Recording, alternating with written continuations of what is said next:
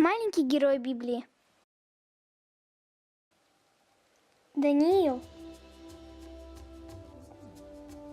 Даниил – это молодой человек из Израиля. Когда вавилонский царь завоевал Иерусалим, он отвез Даниила и его друзей в свой дворец, чтобы они работали там слугами. Им давали нездоровую еду и вино, но Даниил и его друзья соблюдали закон Бога и вместо этого выбрали овощи и воду. Через 10 дней они выглядели здоровее, чем другие, и им позволили и дальше соблюдать законы Бога. Позже у царя были ужасные сны, и он приказал предать смерти всех мудрецов, потому что они не могли сказать, что ему снилось, и что означали эти сны. «Никто в мире не может узнать твои сны и объяснить их», — взмолились мудрецы. Даниил тоже теперь стал мудрым человеком. Он помолился Богу о помощи. И Бог все рассказал ему о снах царя.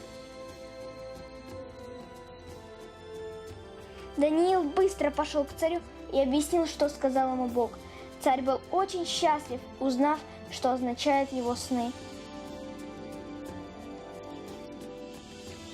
Царь теперь знает, что Бог Даниила – единственный настоящий Бог.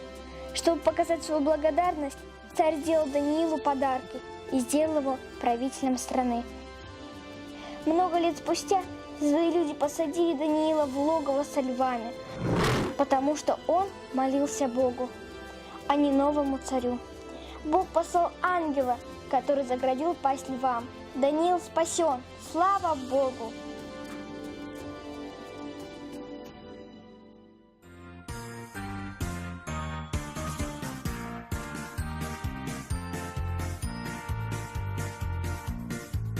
Жил Даниил на свете, нарушил он закон. За поклонение Богу был в яму брошен он. Меня спас Бог, пел громко Даниил, и ангел Божий сохранил. Мы в яме спали, с ними спал и я. Мой Бог спас меня. Вы сидели злые, никто их не кормил.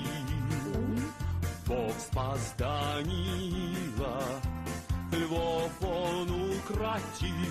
Так меня спас Бог, пел громко Даниил, и ангел Божий сохранил. Вы в яме спали, с ними спал и я. Мой Бог спас меня.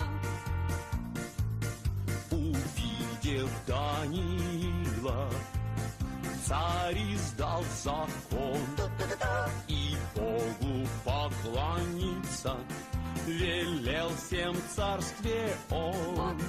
Меня спас Бог, пел громко Даниил, и ангел Божий сохранил. Вы в